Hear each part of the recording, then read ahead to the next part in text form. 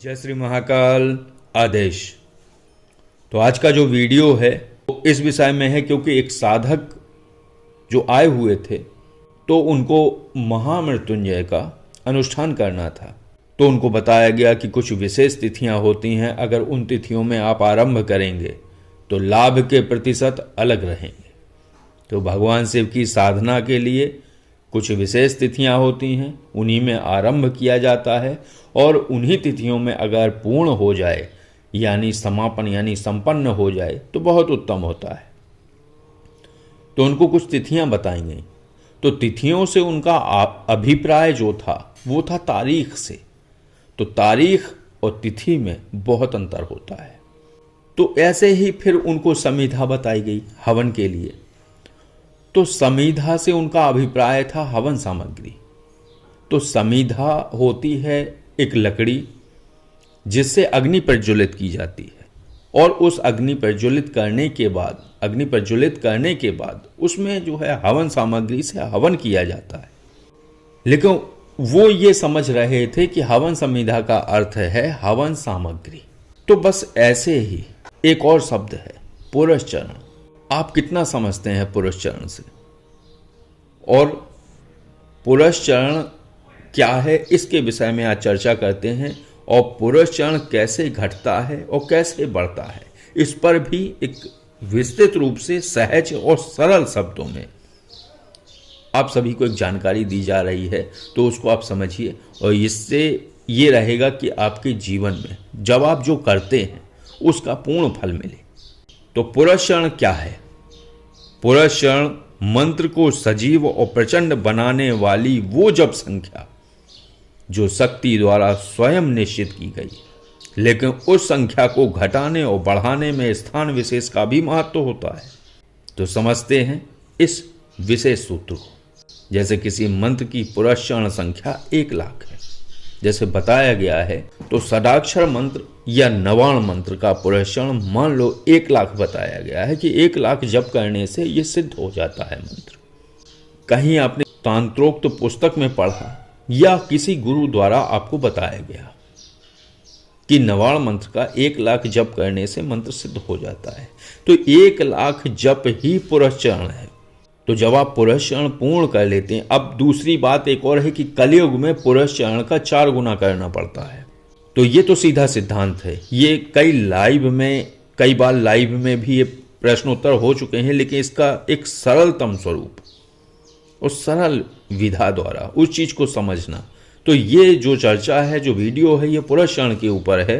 तो साधक अगर उस मंत्र का जप अपने घर में करता है, जैसे 1 लाख बताया गया है, और अगर वही जप वो अपने घर में कर रहा है तो उसे जप संख्या का जो पुरस्चरण संख्या है 1 लाख, उसका 7 गुना जप करना पड़ेगा या जप संपन्न करना होगा, यानी 7 लाख। ये उल्लेख ब्रह्म यामल तंत्र और योगिनी तंत्र सार में सूक्ष्म रूप से वर्णित है। ये सूत्र है। दूसरा है सूर्य अग्नि चंद्र और दीपक के समक्ष अगर यही संख्या यानी पुरस्चरण 3 गुना रहेगा, यानी पुरस्चरण अगर 1 लाख है, भले आप कलयुग में कर रहे हैं, तो कलयुग के लिए विशेष नियम, वैसे एक सीधा आधार है कि पुरस्चरण का 4 गुना कलयुग में करना पड़ेगा क्योंकि ये चौथा युग है। अगर आप घर में करेंगे तो 7 गुना, सूर्य अग्नि चंद्र और दीपक के समक्ष करेंगे तो 3 गुना, और नदी पर्वत गुफा संगम निर्जन उपवन, मतलब ऐसा जंगल जहां निर्जन हो। उपवन का अर्थ ये नहीं है कि पार्क में जाके आप करने लगो, वहां लोग बाग आते हैं। ऐसी जगह जाइए जहां निर्जन स्थान हो, जंगल हो। अश्वत्थ मूल यानी पीपल की जड़ में, पीपल की जड़ पर बैठकर, और गुरु ग्रह यानी गुरु के सानिध्य में पुरस्चरण का 2 गुना जप सिद्धि प्रदाता है, सिद्धि देने वाला है। आप किसी भी साधना को करें, उसके पुरस्चरण को समझ लें और फिर स्थान का चुनाव करें, क्योंकि स्थान का भी सिद्धि से विशेष महत्व होता है कि जो आप कर रहे हैं वो सिद्ध हो जाए, वो कार्य सिद्ध हो। जिस कार्य के लिए आप कर रहे हैं वो मंत्र सिद्ध हो। अगर मंत्र सिद्धि के लिए आप कर रहे हैं तो इस चीज को विशेष ध्यान रखना होता है कि पुरस्चरण कितना है और आप किस जगह कर रहे हैं। ये ध्यान रखना होता है। तो 3 हो गए। चौथा कि कहाँ कहाँ दोगुना करना होगा, नदी पर, पर्वत पर, गुफा पर। लेकिन कहीं मैंने सुना है एक मंत्र था, तो वो अपने शिष्यों को उपदेश दे रहे थे, कोई थे तो क्या उपदेश दे रहे थे कि ये मंत्र सिद्ध होता है बहती धारा के किनारे बैठकर जाप करने से। तो शिष्यों ने कमेंट किया या व्हाट्सएप द्वारा उनसे पूछा, तो उन्होंने उत्तर दिया कि शिष्यों, अगर तुम कहीं नहीं जा सकते हो, नदी किनारे नहीं जा सकते हो, तो अपने घर की नल की टोंटी खोल लो और तुम्हारे सामने से वो धारा बहेगी और तुम वहां बैठकर जाप कर सकते हो।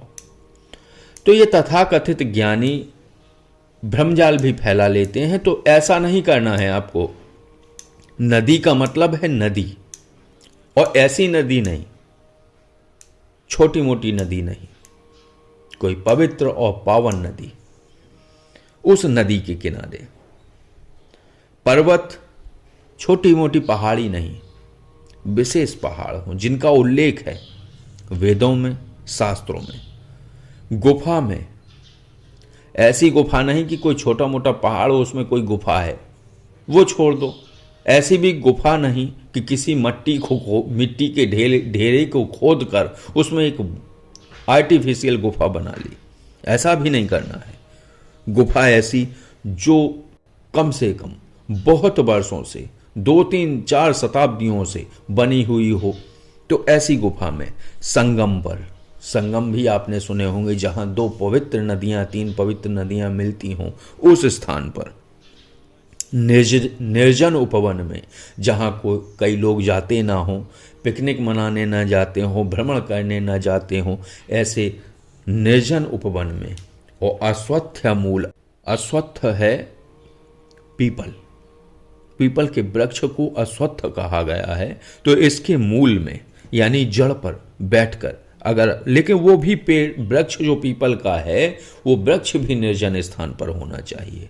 ऐसा ना हो कि वहाँ आप बैठे हुए हैं उसकी जड़ के पास और लोग वहीं आ रहे हैं और अपना दीपक जगा रहे हैं, दीपक रख रहे हैं और भजन कीर्तन कर रहे हैं, ओम नमः शिवाय का जाप कर रहे हैं, तो वहाँ मन भटकेगा।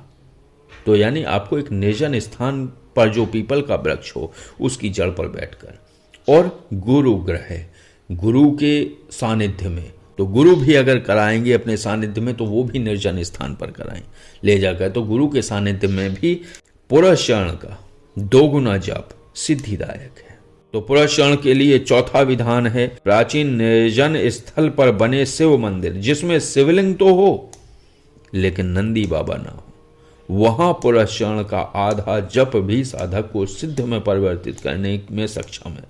वहां जैसे कहा जाता है कि 9 लाख जप नवाण मंत्र का पुरस्चरण है, तो इसका 4 गुना कलयुग में 36 लाख हुआ।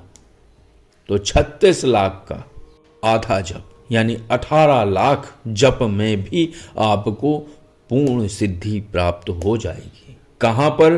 प्राचीन मंदिर हो और निर्जन स्थल पर हो जिसमें शिवलिंग विराजित हो लेकिन नंदी बाबा न विराजित हो। वहां पर थोड़ी दूरी पर हों, वो थोड़ी दूरी अर्थात कम से कम 300 से 500 मीटर की दूरी पर हो नंदी बाबा।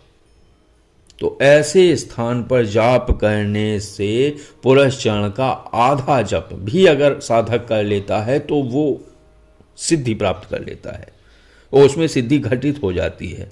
लेकिन कहाँ नहीं करना चाहिए जाप? मलेच्छवासित क्षेत्र में।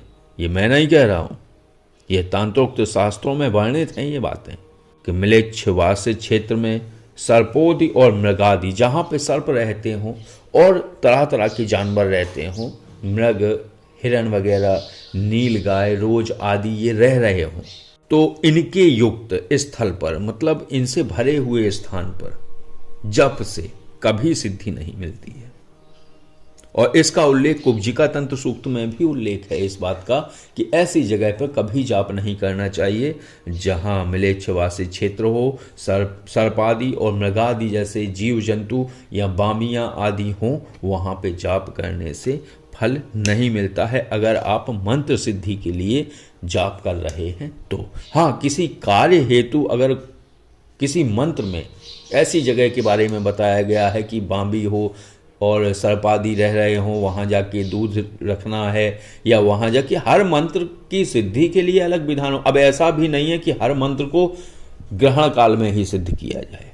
तो शक्तियों के आधार पर जिस कारण से आप कर रहे हैं उस कारण के लिए एक विशेष विधान होता है। तो जो ग्रहण काल में करना होता है वो विशेष कार्य हेतु होता है, जो ऐसे स्थल पर करना होता है वो विशेष कार्य। लेकिन अगर आपको मंत्र सिद्ध करना है या सिद्धि करनी है तब ये नियम लागू होगा कि पुरुष चरण को कैसे घटाया बढ़ाया जाए और किस स्थान पर जाप सिद्धि प्रदायक है और किस स्थान पर जाप असिद्धि को घटित करता है।